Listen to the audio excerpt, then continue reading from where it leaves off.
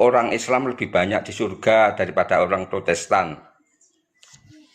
Memang apa ya, kalau di Konsil Vatikan II kan dikatakan orang yang tidak tahu Yesus gerejanya tapi melaksanakan kehendak Allah, itulah itu bisa masuk surga. Tapi yang menjadi pertanyaan saya, apakah orang Islam memang selain bisa masuk surga dong?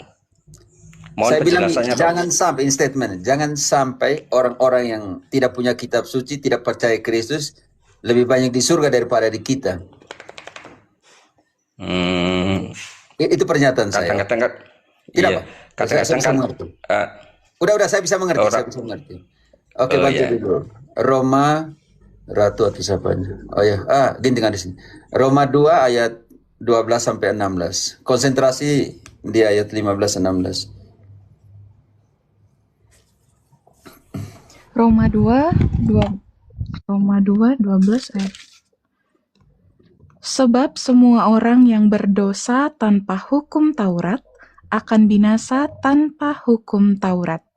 Dan semua orang yang berdosa di bawah hukum Taurat akan dihakimi oleh hukum Taurat.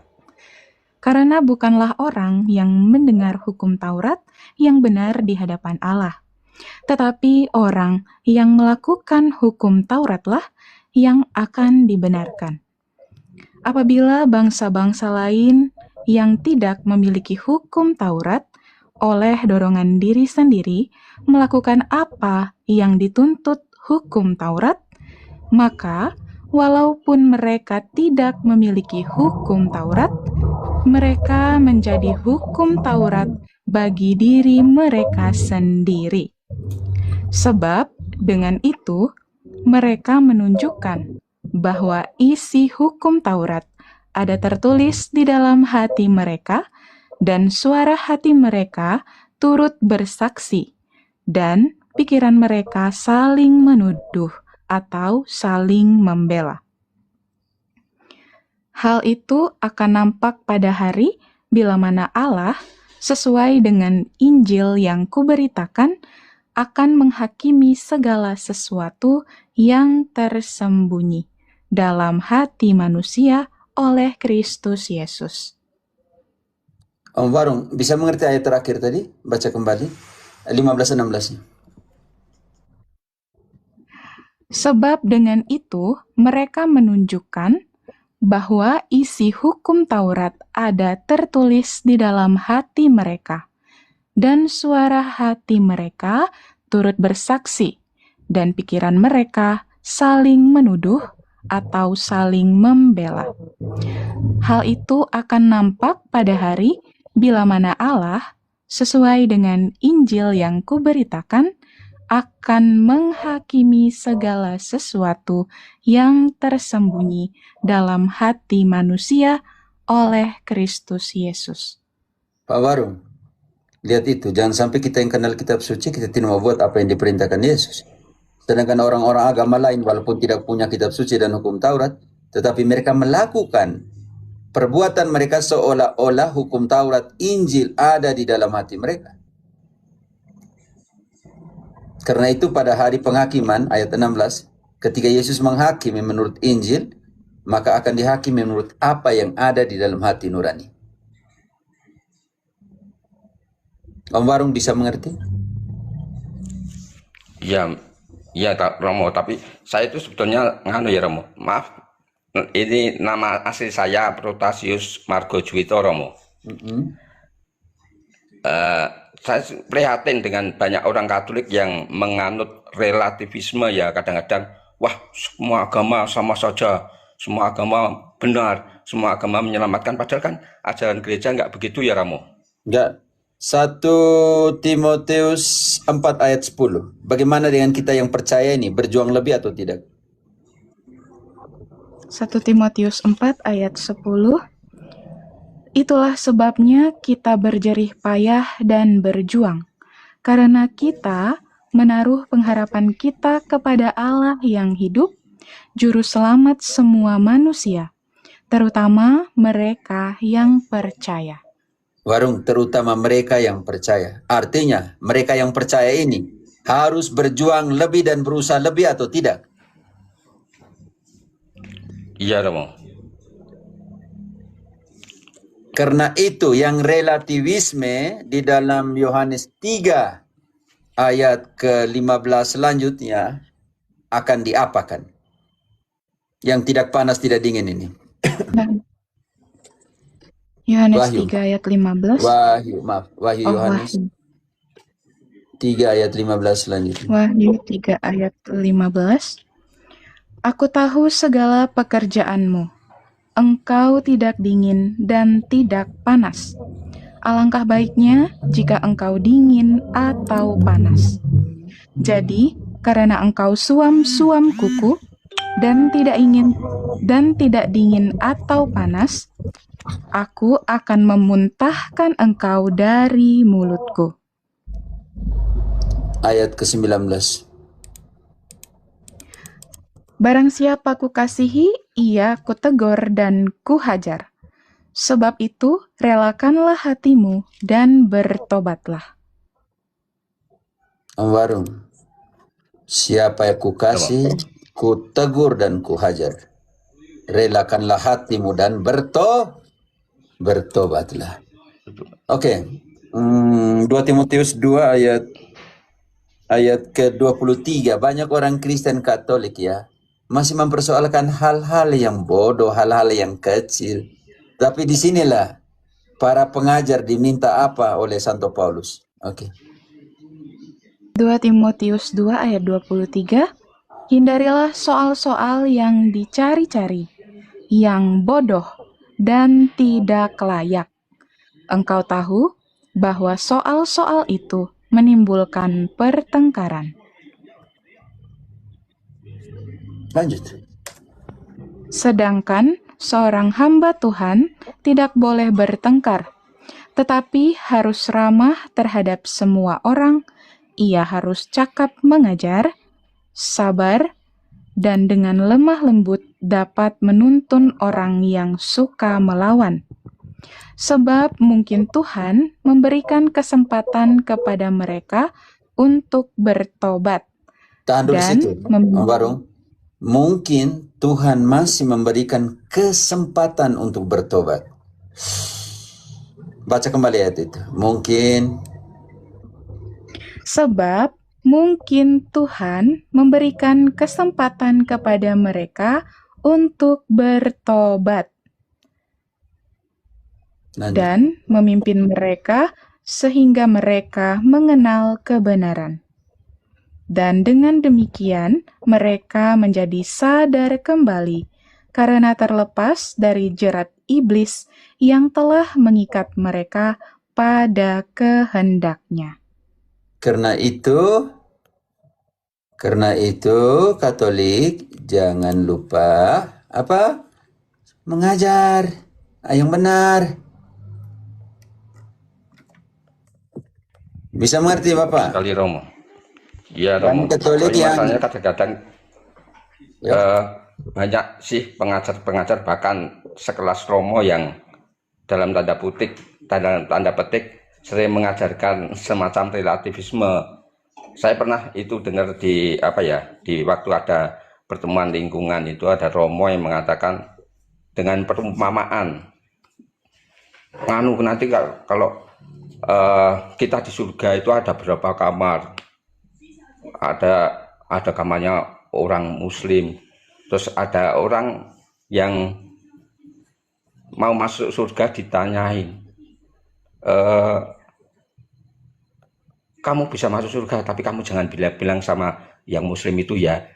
Jadi kisah seperti itu kan kadang-kadang umat bisa menafsirkan, oh di surga itu juga orang Muslim bisa masuk, berarti kan di dalam agama Islam juga bisa selamat kan, begitu kan Romo. Tapi kan sebetulnya kalau di ajaran gereja yang nganu kan nggak mengatakan seperti itu, walaupun di Nostra Aetate kalau nggak salah itu ya Romo, dikatakan rencana keselamatan juga mencakup saudara-saudara yang Muslim kan gitu. Tapi itu di situ dikatakan kan rencana keselamatan, bukan keselamatan ya Romo.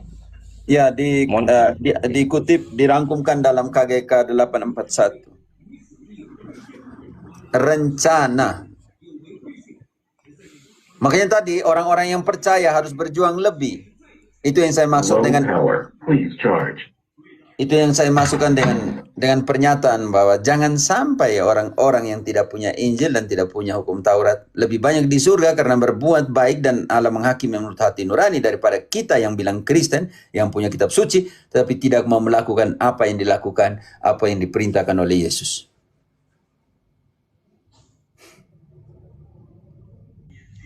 Ya Romo.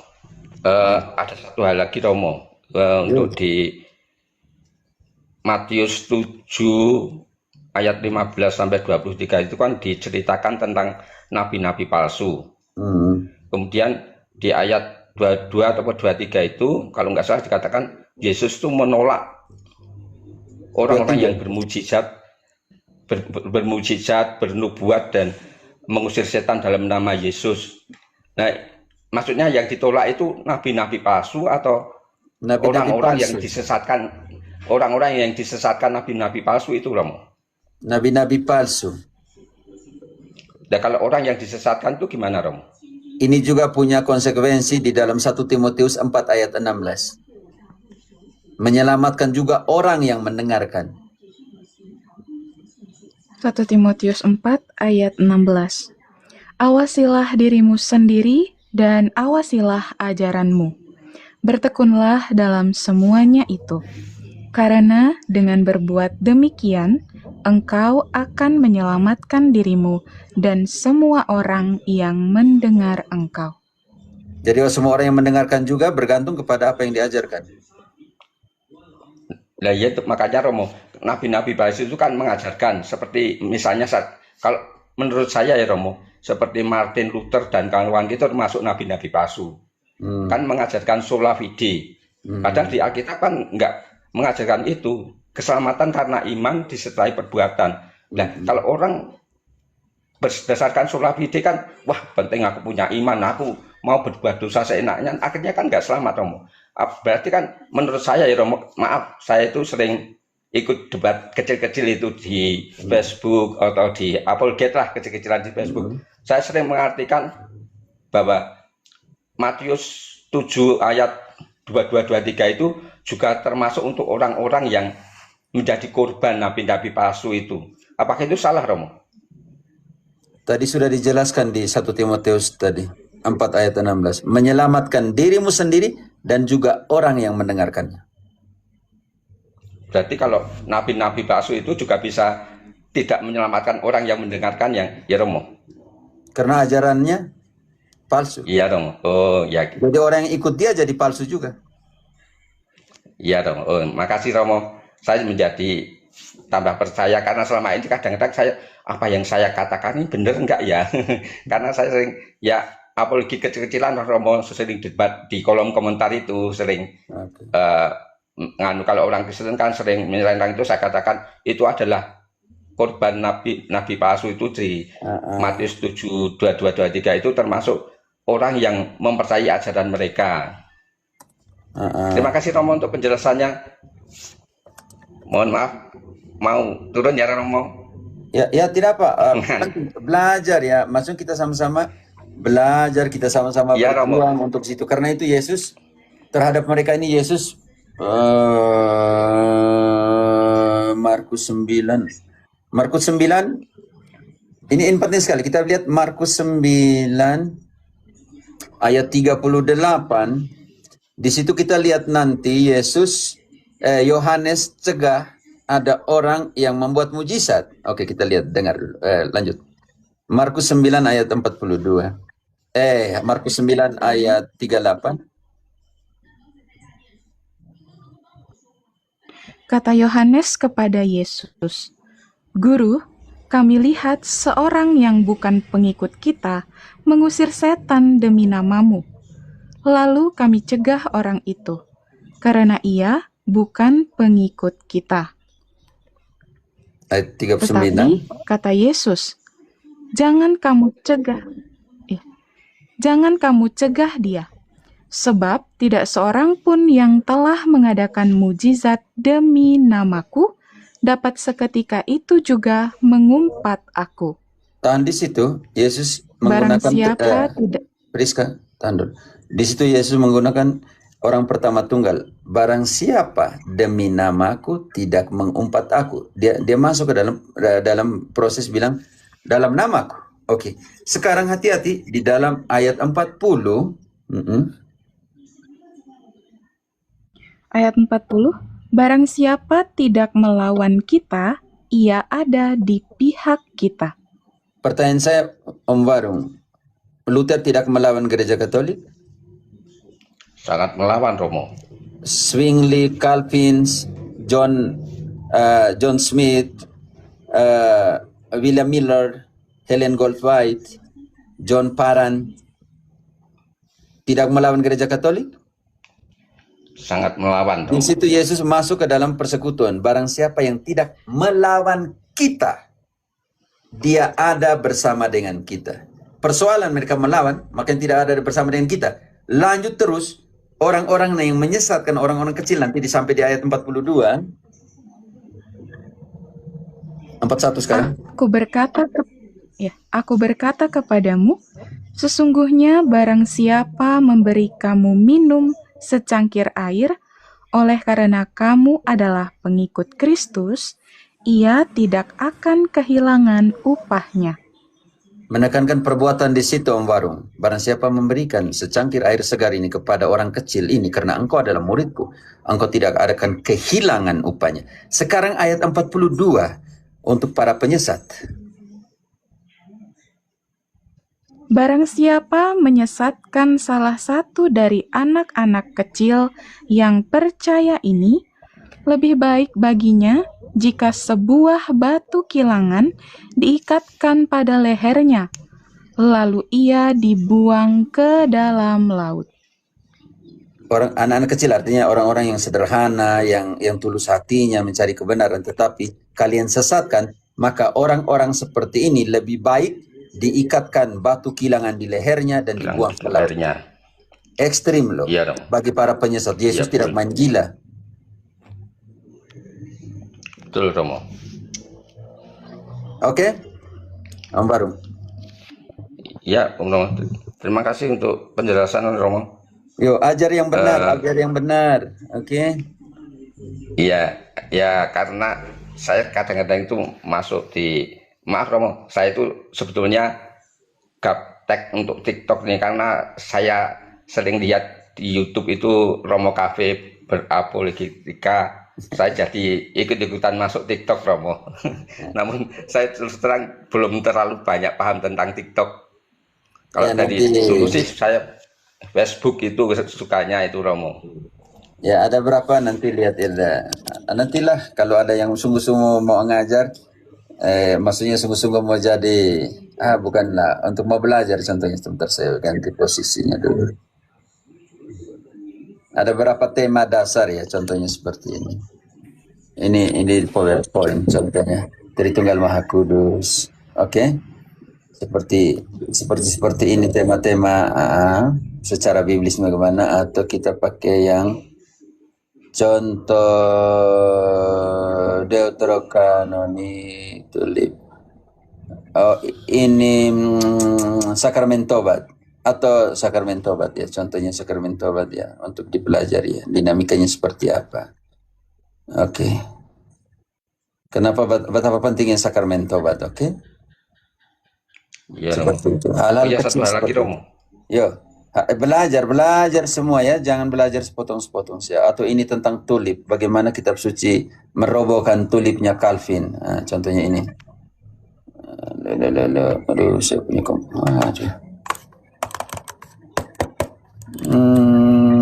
hilang. Aduh, heng komputer, heng.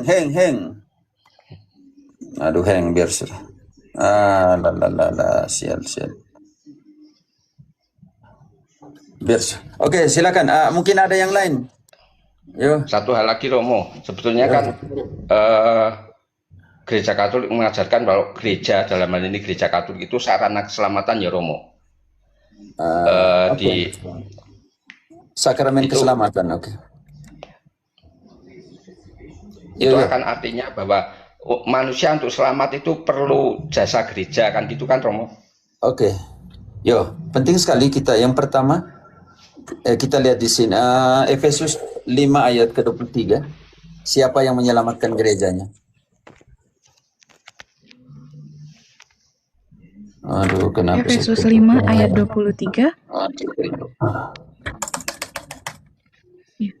Karena suami adalah kepala istri, sama seperti Kristus adalah kepala gereja. Dialah yang menyelamatkan tubuh. Dia yang menyelamatkan apa, Om Barung? Gerejanya. Ya, dialah yang menyelamatkan gerejanya. Apa Bapak tidak mau datang ke tempat yang dia sendiri selamatkan? Bukan hanya sebelum selamatkan, dia sucikan. Ayat 27. 27. Supaya dengan demikian, ia menempatkan gereja di hadapan dirinya, dengan cemerlang, tanpa cacat atau kerut, atau yang serupa itu. Tetapi supaya gereja kudus dan tidak bercela. Lanjut. Demikian juga suami harus mengasihi istrinya, sama seperti tubuhnya sendiri. Siapa yang mengasihi istrinya, mengasihi dirinya sendiri. Sebab tidak pernah orang membenci tubuhnya sendiri, tetapi mengasuhnya dan merawatinya, sama seperti Kristus terhadap gereja. Karena kita Kristus merawati gerejanya, Kristus menguduskan gerejanya, Kristus menyelamatkan gerejanya. Pelihara dengan cara seperti apa? Barang siapa makan tubuhku dan minum darahku. Kuduskan dengan apa? Dengan pengudusan satu kali untuk selamanya. Tubuhnya sendiri. Seperti suami istri saling menguduskan. Ayat 31-32. Ayat 31, sebab itu laki-laki akan meninggalkan ayahnya dan ibunya dan bersatu dengan istrinya, sehingga keduanya itu menjadi satu daging.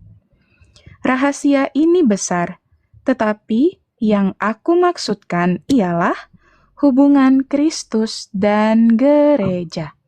Wow, bagaimana hubungan Kristus dan gerejanya? Efesus 1:22-23. Efesus 1:22.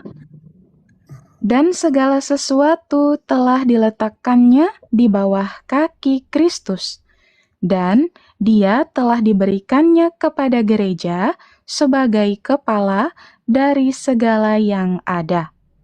Gereja yang adalah tubuhnya, yaitu kepenuhan dia yang memenuhi semua dan segala sesuatu. Dan siapakah kepala gereja itu? Kolose 1 ayat dari 15. Konsentrasi di 18. Kolose 1 ayat 15, ia adalah gambar Allah yang tidak kelihatan, yang sulung, lebih utama dari segala yang diciptakan. Karena di dalam dialah telah diciptakan segala sesuatu, yang ada di sorga dan yang ada di bumi, yang kelihatan dan yang tak kelihatan, baik singgasana maupun kerajaan, baik pemerintah maupun penguasa. Segala sesuatu diciptakan oleh Dia dan untuk Dia. Ia ada terlebih dahulu dari segala sesuatu, dan segala sesuatu ada di dalam Dia. 18. Ialah kepala tubuh, yaitu gereja. Ialah yang sulung, yang pertama bangkit dari antara orang mati, sehingga ia yang lebih utama dalam segala sesuatu. Dialah kepala tubuh, yaitu gereja. Bagaimana kamu mutilasikan kepalanya dan pasang di kalian? Bagaimana? Terus lagi Romo. Kalau saya sering dalam berapologet itu memang hubungan Yesus dengan gerejanya itu seperti kepala dengan tubuh itu mempunyai dua makna menurut saya ya Romo. Mungkin nanti bisa dikoreksi kalau salah. Satu, bahwa Yesus itu kepala, artinya pemimpin tertinggi gerejanya, baik di surga maupun di bumi. Namun di samping itu makna hubungan kepala dan tubuh ini adalah bahwa Yesus ingin menyelamatkan manusia itu butuh peranan gereja sebagai tubuhnya lewat para rasul dan penerusnya, di mana para rasul dan penerusnya itu menjadi pelayan perjanjian baru dengan dua misi. Satu, mengabarkan ajaran Injil yang benar, itu seperti di Matius 28 ayat 30, Markus 16:15, atau 2 Korintus 5 ayat 19. Terus yang misi yang keduanya itu yang sangat penting juga adalah pelayan pendamaian. Kalau saya sering menjelaskan kepada saudara-saudara yang ingin selamat, dan pelayanan pendamaian itu ada di tangan para rasul yang dilanjutkan uskup lewat pemberian sakramen-sakramennya. Apakah ini benar, Om?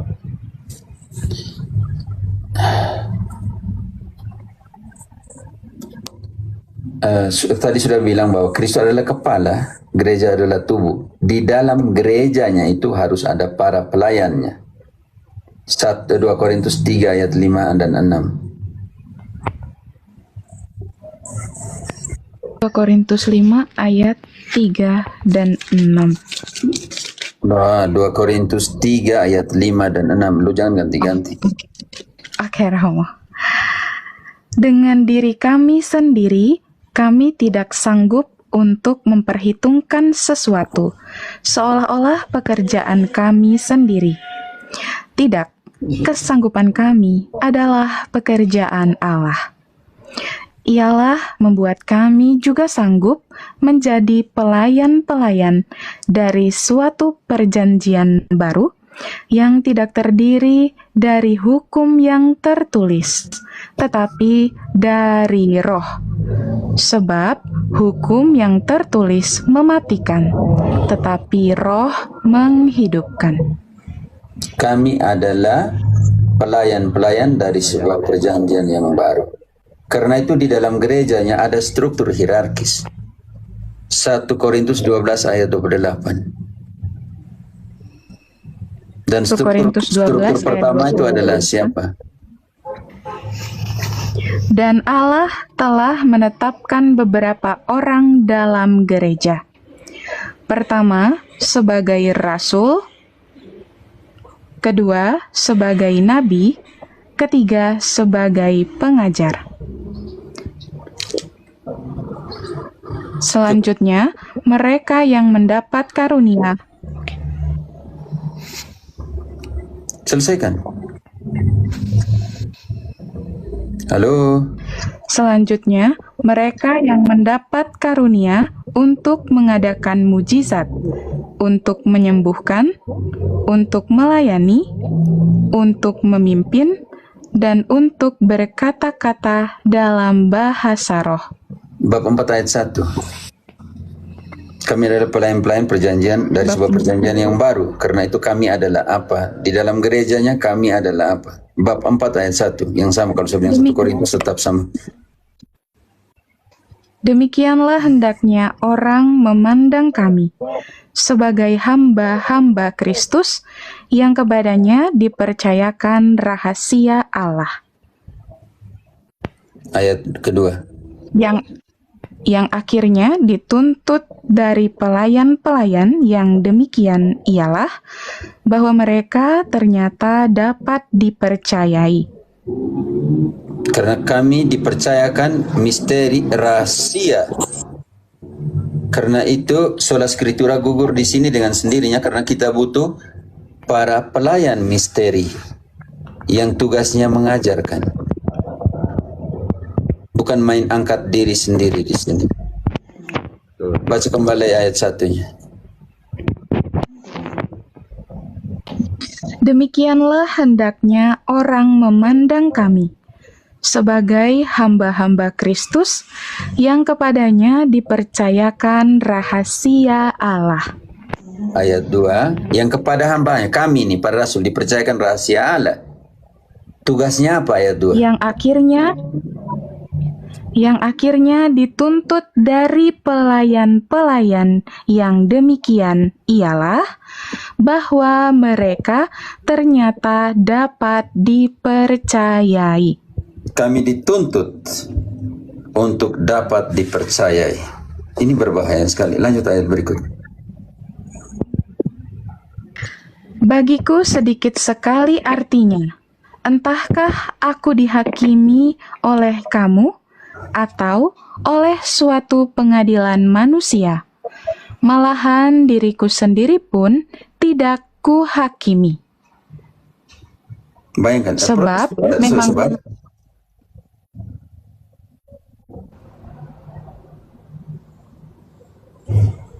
kalau saya diam, lanjut. Oke. Sebab memang aku tidak sadar akan sesuatu, tetapi bukan karena itulah aku dibenarkan. Dia yang menghakimi aku ialah Tuhan. Dia yang menghakimi aku. Karena itu aku harus dapat dipercaya. Dan kepada kami dipercayakan rahasia. Kalau kami yang anggap pelayannya Kristus tidak dipercayakan rahasia, kalau kami bilang pergi baca langsung kitab suci sendiri, tafsir sendiri, lalu kami bilang pergilah mengaku langsung kepada Tuhan Allah, kami buat apa?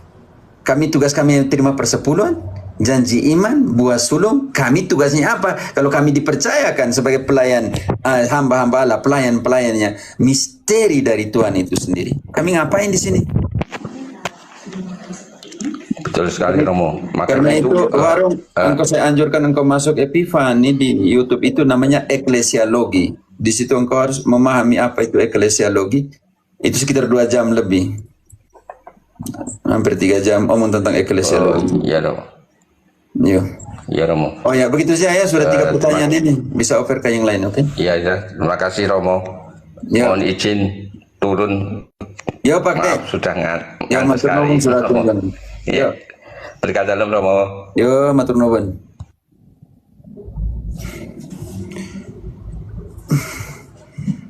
Oke, yang lain sini.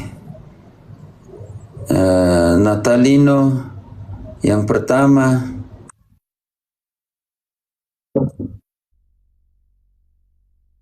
Yang omong ini siapa ini? Saya tidak lihat. Oh ya, karena kelihatan mic-nya masih tutup atau sudah terbuka ya? Oh ya.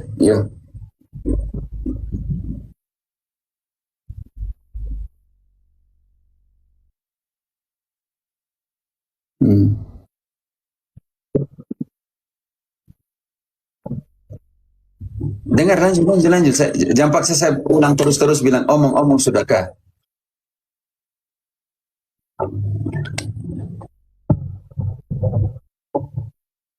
Oh.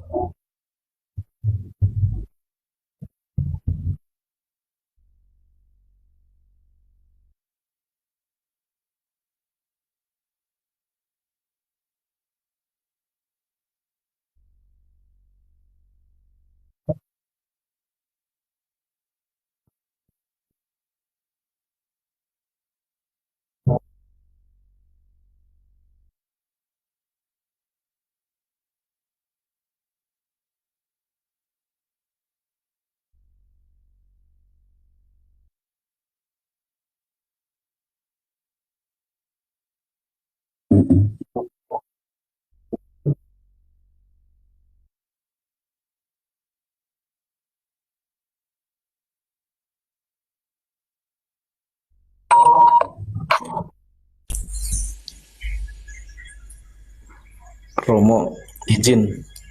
Ini kayaknya teman-teman di bawah ini nggak dengar katanya Romo. Suara kita di atas ini. Semua diam katanya. Kayaknya jadi seperti Komalnya Cece dulu pernah juga ya. Suara Insya kita di Allah. atas, yang di bawah nggak dengerin. Iya, Oh, kita saya dengar dengar kah? kan? Iya, Oh, kita yang di atas dengar.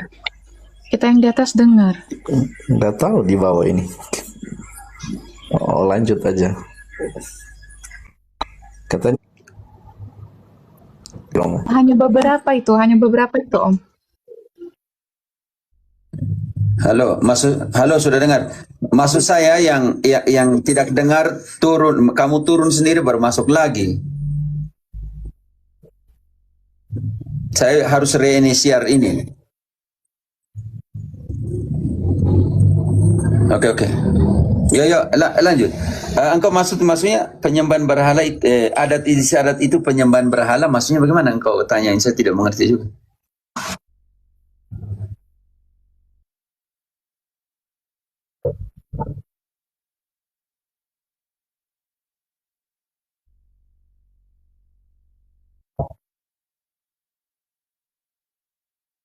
Hmm.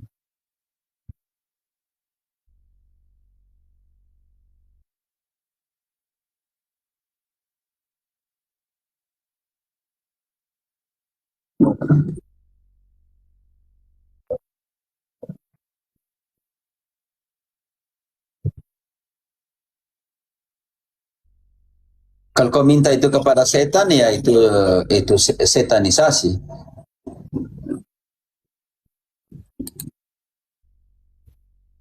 Contoh salah satunya minta begitu, minta kebal.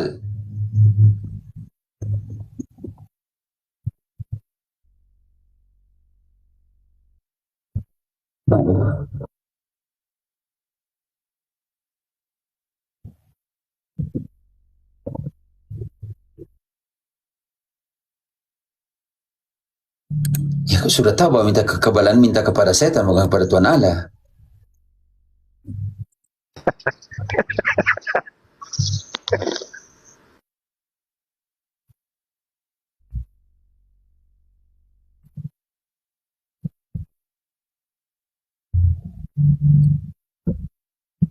Dia bisa cemas kalau lampu lapis ya, dia bisa cemas ini.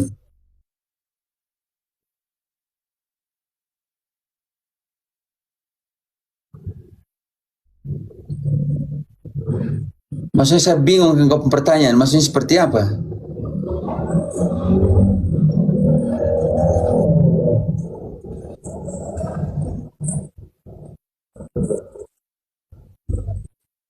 Minta kekuatan kepada roh-roh nenek moyang gitu, apakah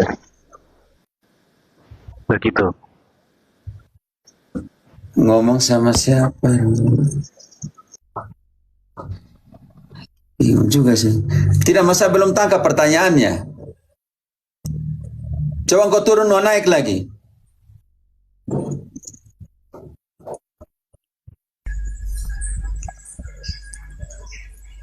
Waduh, ya makanya saya belum tangkap yang kau maksudkan seperti apa.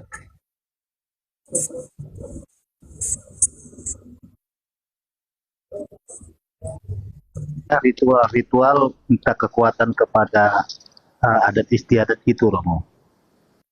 Minta kekuatan. Aduh, ini bingung sinyal saya, sinyal kalian ini. Natalina, kau turun baru minta naik lagi karena saya belum tangkap, belum putus-putus semuanya. Kau minta naik lagi karena Ya, Natalino turun dulu ya. Soalnya tes teman-teman, suara saya dengar nggak? Nah, ini kedengaran loh. Di PC satu lagi kedengaran. Dengar. Terdengar. Ya, suara kita dengar. tapi ada yang bilang suara saya tidak Punya dengar. Matar, berarti. Punyanya Halo, Natalino halo. itu. Dengar, Romo, dengar. Nyanyi beliau kayaknya, Romo. Ya karena saya lihat Punya di dia punya mic-nya tertutup, Masih tapi dia mute. tidak omong, ini saya bingung. Betul. Artinya ada Betul. device Kita yang juga lain di lihat sana. gitu, Romo. Ada device yang lain di sana. Karena di layarnya mic-nya masih X, berarti tertutup. Ah. Tapi kita dengar suaranya, tambah bingung lagi saya.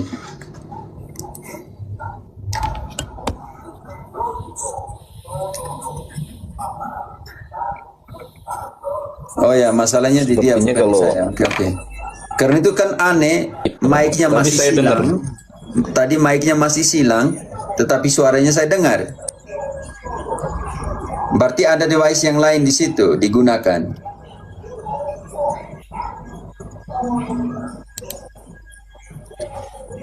Sepertinya mungkin pertanyaannya hendak bertanya seputar adat istiadat yang bagi dia kayak kekuatan ini, Romo.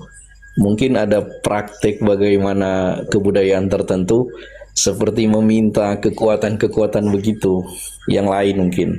Tadi sempat dia bilang kekebalan tubuh begitu.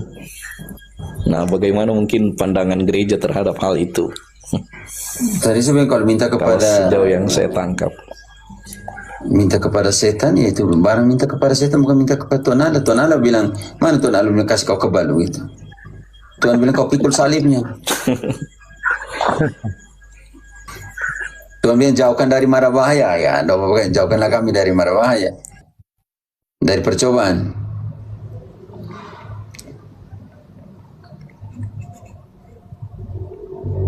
Aneh loh. Dia minta kekuatan sama adat istiadat atau roh nenek moyang. Ya sudah jelas salah, bukan kepada Tuhan, kan begitu, Romo.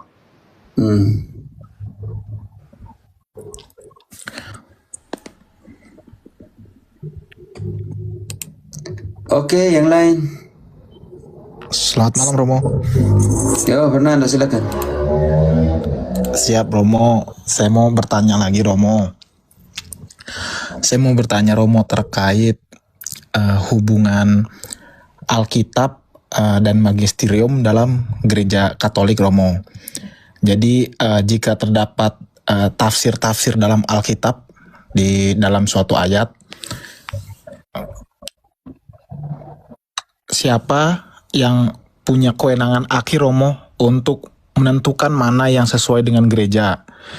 Bagaimana proses magisterium itu atau mekanismenya bekerja Romo? Apakah melalui keputusan Bapak Paus sendiri atau melalui rapat para uskup atau kardinal seperti itu Romo? Terima kasih. Ini juga saya bingung, ini menafsirkan atau buat konsili? Tafsiran dalam Alkitab Romo. Kan waktu itu saya pernah dengar pengajaran Romo, kenapa di Protestan itu terpecah-pecah kan karena berbeda penafsiran-penafsiran. Nah saya bertanya Romo, siapa sih puncak tertinggi Uskup. yang boleh menafsirkan itu Romo? Terima kasih. Uskup Fernando. Hanya uskup berarti Romo? Mau Atau tafsir harus buat konsili bagaimana?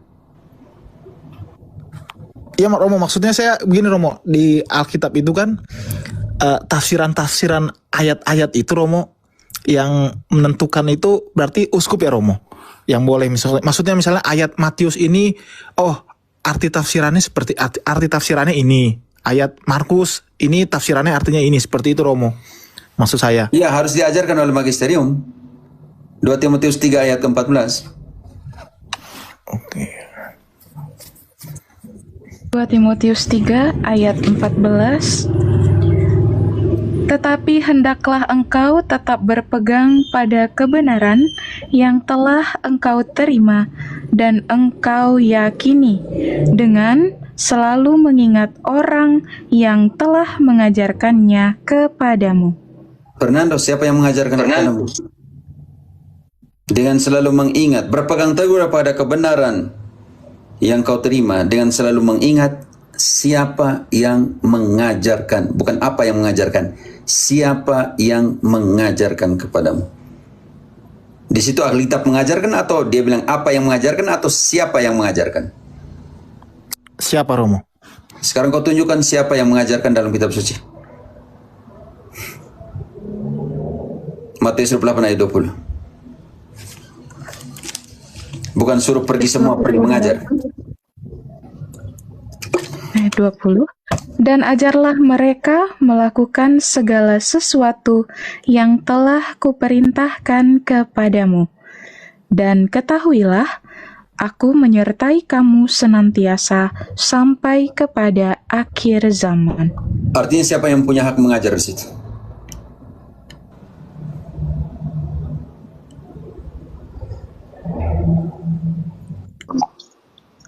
Siapa yang punya hak mengajar di situ kalau itu? Yesus suruh kepada para rasul, ajarkanlah semua yang kuperintahkan. Siapa yang mempunyai wewenang mengajar?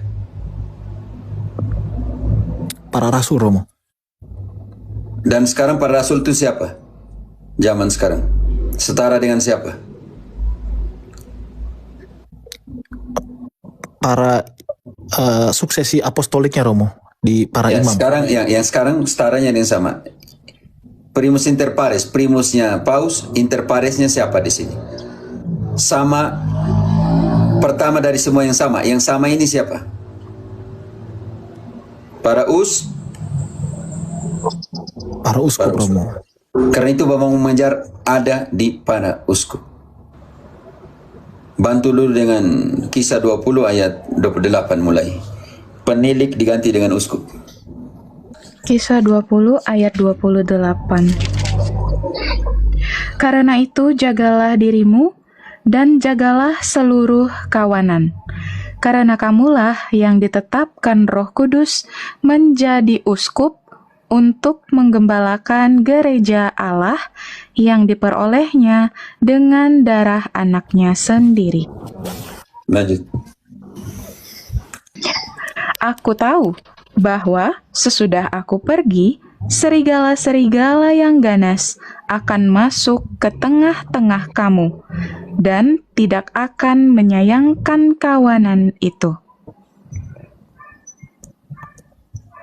Bahkan dari antara kamu sendiri akan muncul beberapa orang yang dengan ajaran palsu mereka berusaha menarik murid-murid dari jalan yang benar dan supaya mengikut mereka. Dan pengajaran dari uskup ini dipercayakan kepada siapa? 2 Timotius 2 ayat kedua. 2 Timotius 2 ayat 2. Apa yang telah engkau dengar daripadaku di depan banyak saksi, percayakanlah itu kepada orang-orang yang dapat dipercayai, yang juga cakap mengajar orang lain. Karena itu uskup mempercayakannya kepada para imam. Di dalam 1 Timotius 5 ayat ke-17, presbiter atau imam ini punya tugas wewenang mengajar karena menerima mandat dari uskup. Dia katakan kepada Timotius, apa yang kau dengarkan dari saya, teruskanlah itu berikanlah itu kepada orang-orang yang dipercaya. Siapakah itu? Jangan suka-suka, jangan terlalu cepat menumpangkan tangan kepada orang. Jangan membuatkan pentahabisan terlalu cepat. Engkau harus analisa itu baik-baik, Timotius. Kalau kita baca dalam 4 dan semuanya. Sekarang, ini penting sekali. Ketika para imam punya tugas apa di sini?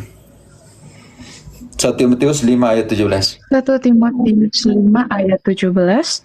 Presbiter-presbiter yang baik pimpinannya patut dihormati 2 kali lipat, terutama mereka yang dengan jerih payah berkhotbah dan mengajar. Bukankah kitab suci berkata, delegasinya ada, suksesinya apa? Suksesinya ada. Pertanyaan, pendeta mendapatkan delegasi ini dari mana?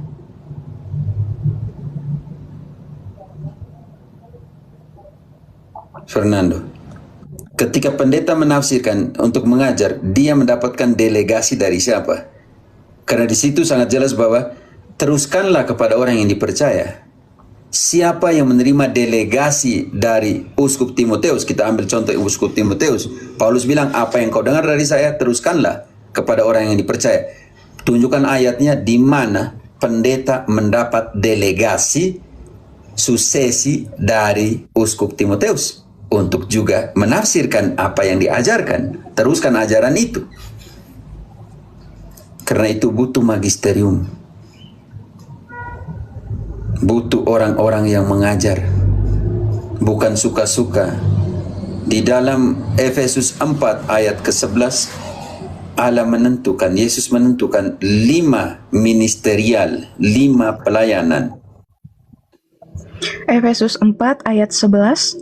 Dan ialah yang memberikan baik rasul-rasul maupun nabi-nabi, baik pemberita-pemberita Injil maupun gembala-gembala dan pengajar-pengajar. Untuk apa diberikan? Lanjut. Untuk memperlengkapi orang-orang kudus bagi pekerjaan pelayanan, bagi pembangunan tubuh Kristus, sampai kita semua telah mencapai kesatuan iman dan pengetahuan yang benar tentang Anak Allah, Fernando, kedewasaan penuh. pengajar diberikan supaya semua mencapai kesatuan iman, bukan pecah-pecah dalam denominasi. Denominasi adalah banyaknya denominasi, ribuan denominasi adalah pengkanonan relativisme.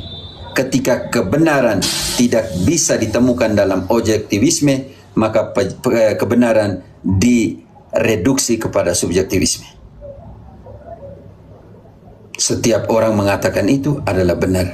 Ini persoalan besar di dalam Protestantisme dengan kelahiran ribuan denominasi. Ditentukan jadi ada pengajar, ada gembala, ada apostol, ada rasul, supaya semua sampai kepada pengetahuan akan kebenaran. Satu iman. Lanjut, apalagi fungsi pengajar itu?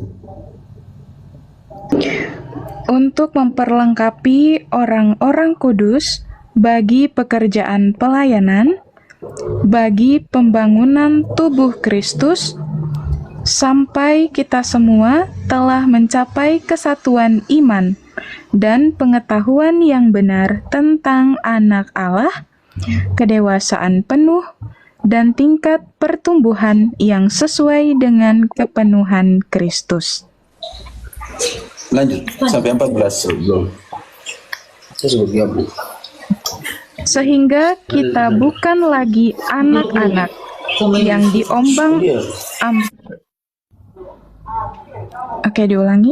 Sehingga kita bukan lagi anak-anak yang diombang-ambingkan oleh rupa-rupa angin pengajaran, oleh permainan palsu manusia dalam kelicikan mereka yang menyesatkan. Karena itu sola Scriptura dengan sola Scriptura tidak cukup. Dan sola Scriptura dalam kitab suci. Di mana kitab suci mengatakan saya kitab suci mengutus kalian untuk mengajar?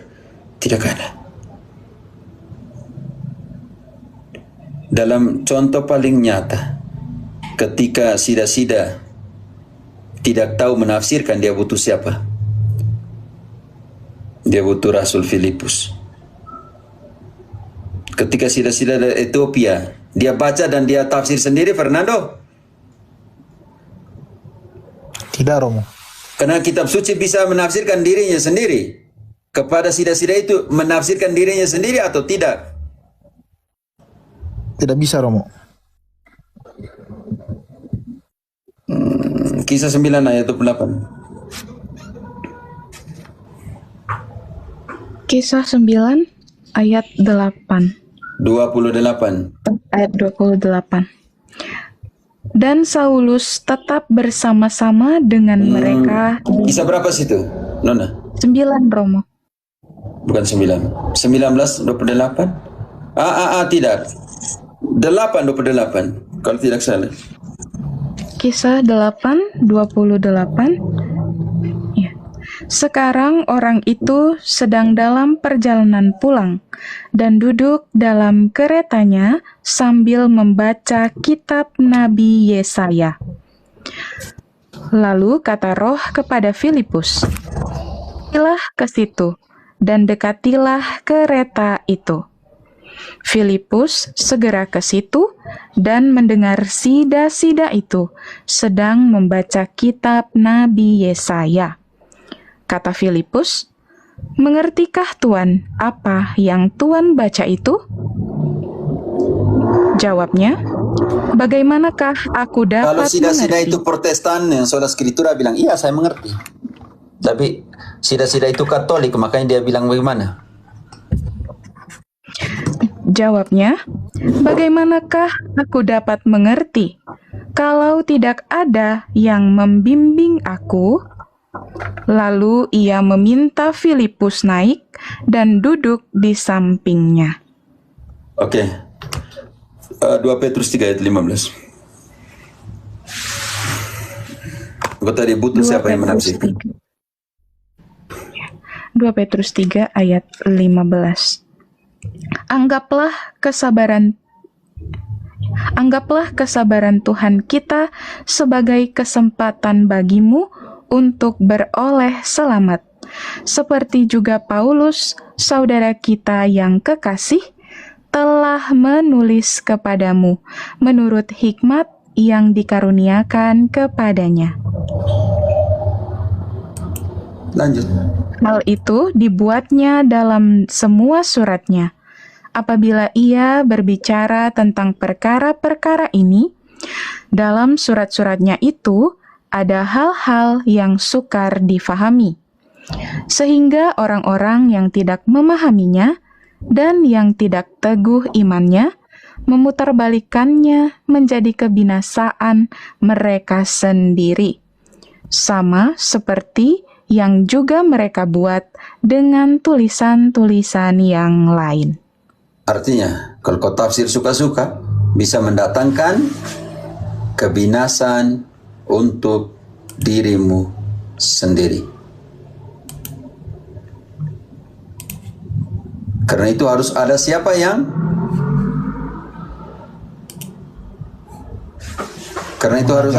di situ.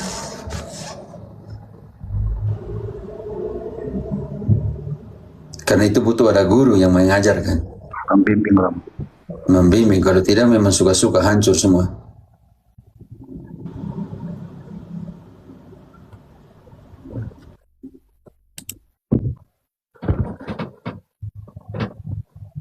Fernando, Siap Romo. kalau di Protestan siapa yang menjadi kata terakhir? Ayo. Nah itulah Romo sekarang ya jadi pergumulan saya, makanya saya sedang belajar. Makanya terus, pertanyaan Romo. saya, engkau tidak menjawab pertanyaan saya. Kalau di Protestan siapa yang menjadi kata terakhir? Kitab suci. Kalau mereka bilang mereka sola scriptura atau Anda adalah sola scriptura, mata kata terakhir ada di kitab Kitab suci. bukan di pendeta. Sekarang engkau ditafsirkan oleh siapa ketika menjelaskan itu kepadamu? Pendeta-pendeta Romo selama ini. Artinya pendeta-pendeta melakukan kontradiksi di dalam dirinya sendiri. Mereka bilang kitab suci adalah satu-satunya sumber otoritas tertinggi. Lalu kenapa mereka khotbah? Kalau mereka khotbah, mereka menafsirkan. Kalau mereka menafsirkan, artinya otoritas bukan lagi ada di kitab suci.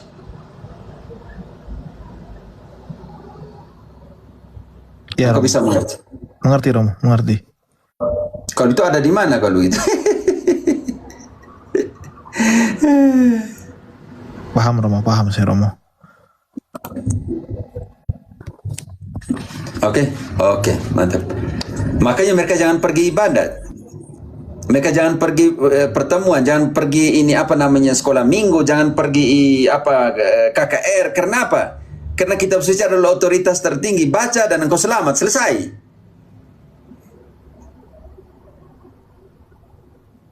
Ya Romo. Kalau masih membutuhkan seorang pendeta menjelaskan kepada hal itu kepadamu, Fernando, berarti di sini yang menjelaskan kitab suci atau magisterium? Di sini magisterium Romo. Ya Romo. Karena itu ketika pendeta berkhotbah, dia magisterium atau tidak di situ? Tidak.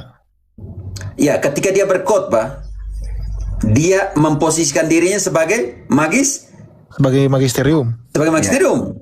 Kan jadi lucu. Artinya bertolak belakang atau tidak? Iya Romo. Kalau begitu, menentang magisterium dalam gereja Katolik tetapi memposisikan dirinya sebagai magisterium.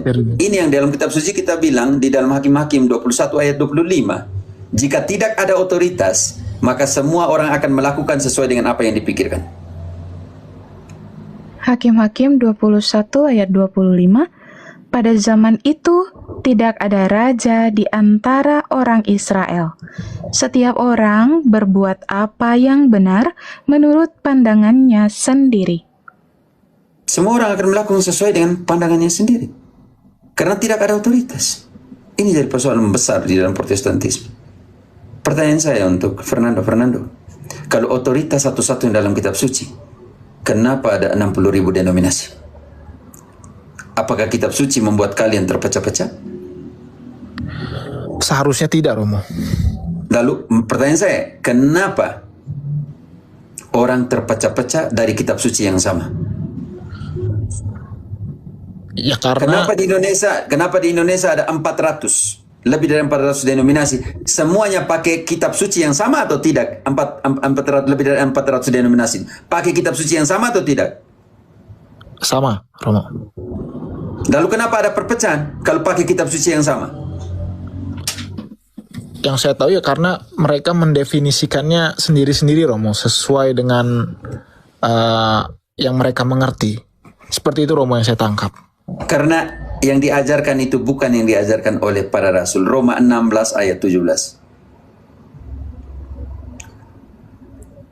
Roma 16 ayat 17, tetapi aku menasihatkan kamu saudara-saudara, supaya kamu waspada terhadap mereka yang bertentangan dengan pengajaran yang telah kamu terima, menimbulkan perpecahan dan godaan. Sebab itu, hindarilah mereka.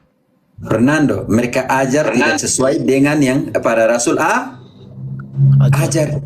Jadi timbulkan perpecahan. Alasan kedua, ayat 18-nya. Kenapa terjadi perpecahan dalam Protestantisme? Sebab orang-orang demikian tidak melayani Kristus Tuhan kita, tetapi melayani perut mereka sendiri. Dan dengan kata-kata mereka yang muluk-muluk dan bahasa mereka yang manis, mereka menipu orang-orang yang tulus hatinya. Fernando, di situ perpecahan karena terjadi pembiasan dari ajaran Kristus. Mereka tidak mengikuti Kristus. Mereka tidak mengajari apa yang diajarkan Kristus. Tetapi mereka memikirkan perut. Itulah dua alasan menurut Roma di situ. Yang pertama, ajar-ajaran yang lain tidak sesuai dengan ajaran apostolik. Yang kedua, ajar untuk mereka sendiri, yaitu urusan perut. Kesian.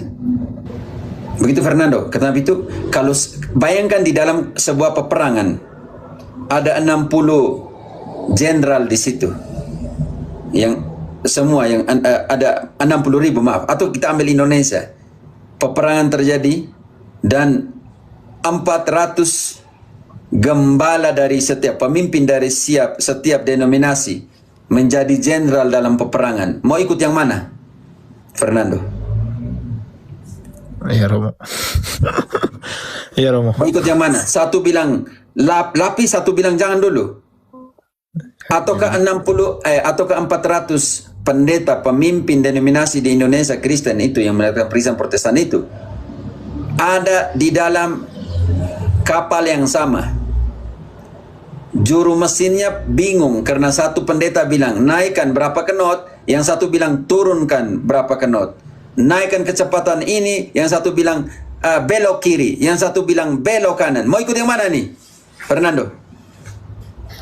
Bingung, Romo. Pusing.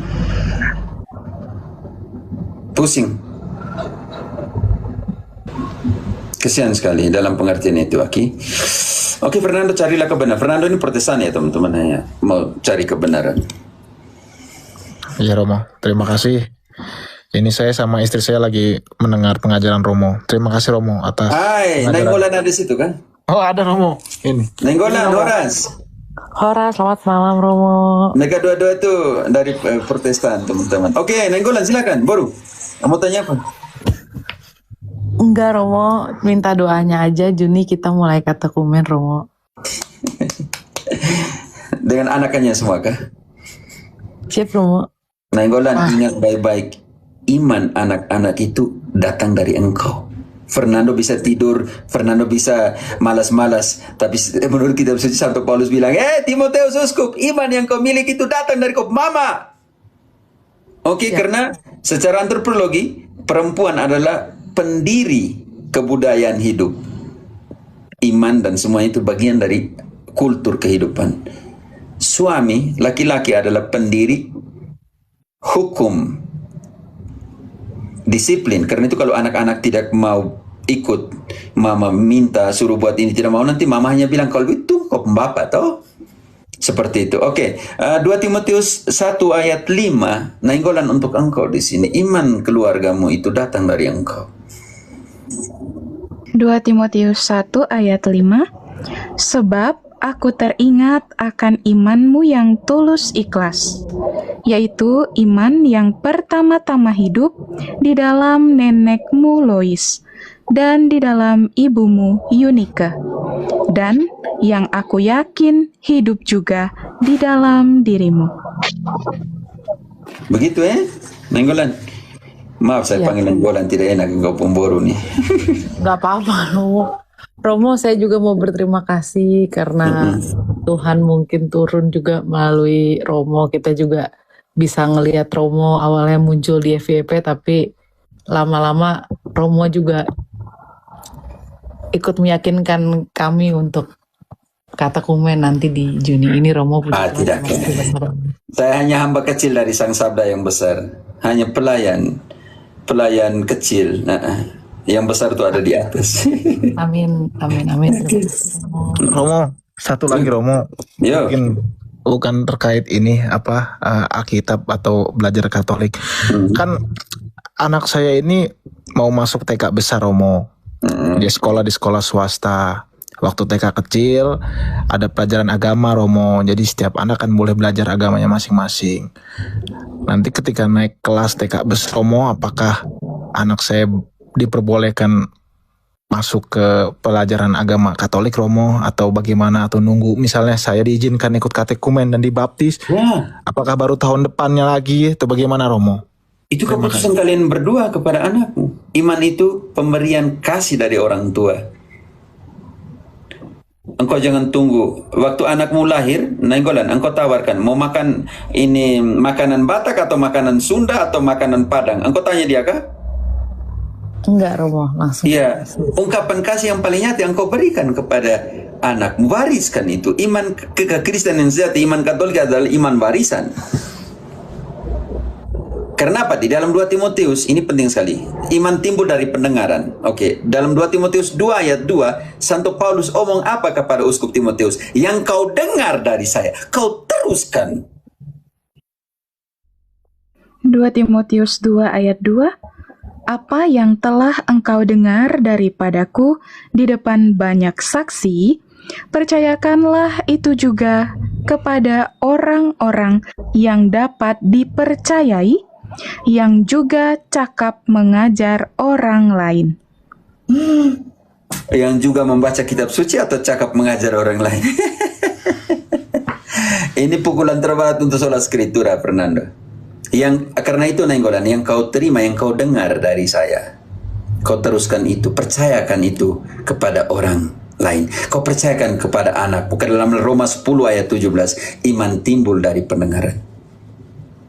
Dengar itu Fernando dan Nainggolan. Anak-anakmu membutuhkan aliran kasih seperti kalian menerima cinta yang sesungguhnya dari Tuhan. Iman itu seperti benih. Ya, Roma 10 ayat 17. Roma 10 ayat 17. Jadi, iman timbul dari pendengaran, dan pendengaran oleh firman Kristus. Kalau firman itu tidak turun ke ayat ke-13. Kalau firman itu tidak diajarkan kepada anakmu, kalau kalian tidak meneruskan kepada anakmu, bagaimana iman bertumbuh di dalam dirinya?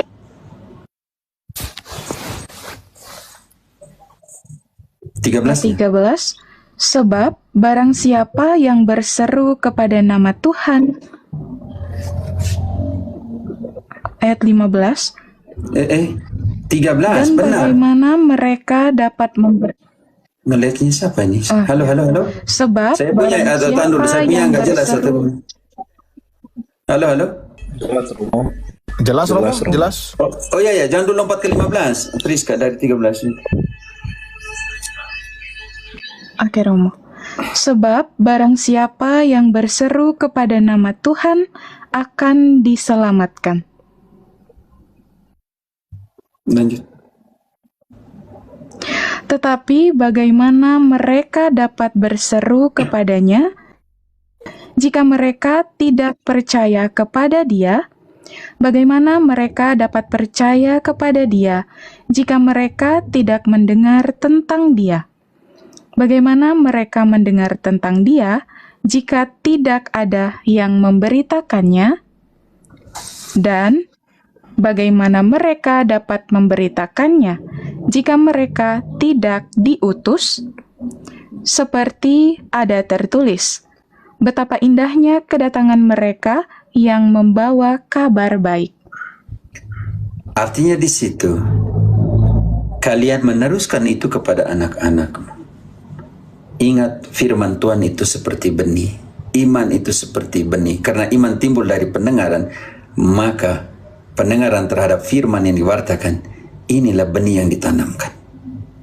Kalau engkau tanam benih, Fernando dan Nainggolan, firman itu kepada anakmu, engkau yang harus siram, engkau yang harus pupuki, engkau yang ketika melihat rumput-rumput liar di dalam kehidupan anakmu, bantulah untuk cabut dan hilangkan itu. Sebab benih itu seperti firman Allah. Lukas 8 ayat ke-11. Lukas 8 ayat 11. Inilah arti perumpamaan itu. Benih itu ialah firman Allah.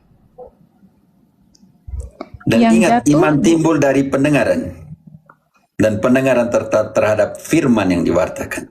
Benih itu adalah firman Allah. Jangan sampai firman itu jatuh di anakmu tetapi seperti di pinggir jalan. 12 nya. Yang jatuh di pinggir jalan itu ialah orang yang telah mendengarnya, kemudian datanglah iblis lalu mengambil firman itu, dan dari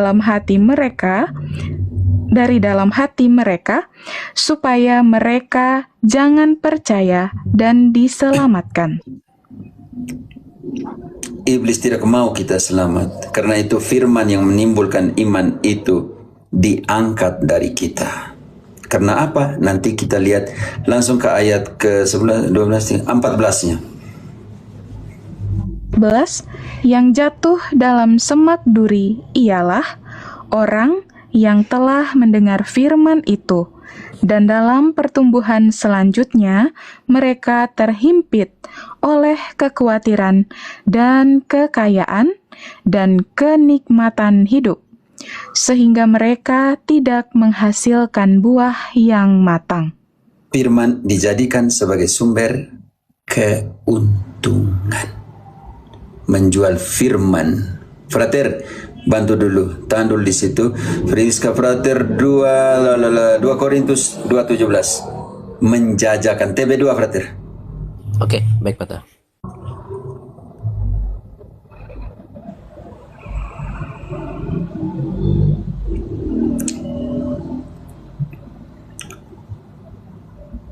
Ya, 2 Korintus 2 ayat 17 ya. Oke. Ya. Nah, dituliskan di sini, sebab kami tidak sama dengan banyak orang lain yang menjajakan firman Allah.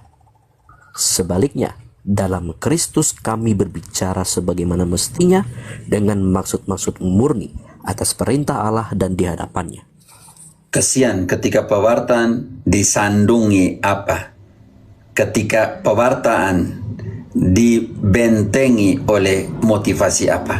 Ketika pewartaan diselimuti oleh apa? Ayat 14, Ginting baca kembali. Ayat 14. Yang jatuh dalam semak duri ialah orang yang telah mendengar firman itu, dan dalam pertumbuhan selanjutnya mereka terhimpit oleh kekhawatiran dan kekayaan dan kenikmatan hidup, sehingga mereka tidak menghasilkan buah yang matang. Pewarta dihimpiti oleh motivasi kaya, jadi kaya. Oleh kekhawatiran akan harta kekayaan. Hasilnya seperti itu, tidak menghasilkan buah apa-apa. Karena itu protesan pecah. Karena apa? Karena pohon dilihat dari buahnya. Sekarang, Nainggolan dan Fernando, berjuanglah agar kalian menanamkan firman, menimbulkan iman itu di ayat 15. Siapkan mereka, bersihkan lahan untuk tanam firman itu. Yang jatuh di tanah yang baik itu ialah orang. Silakan Sam. Oke, ulangi. Yang jatuh di tanah yang baik itu ialah orang yang setelah mendengar firman itu menyimpannya dalam hati yang baik dan mengeluarkan buah dalam ketekunan. Itu yang harus kamu buat, Nainggolan dan Fernando. Oke. Siap Romo, terima kasih. Berarti nanti Tetap semangat ya, tetap semangat. walaupun nanti kami baru katekumen, nanti anak-anak kami biar belajar Katolik di sekolahnya, Romo. Terima kasih. Oh ya,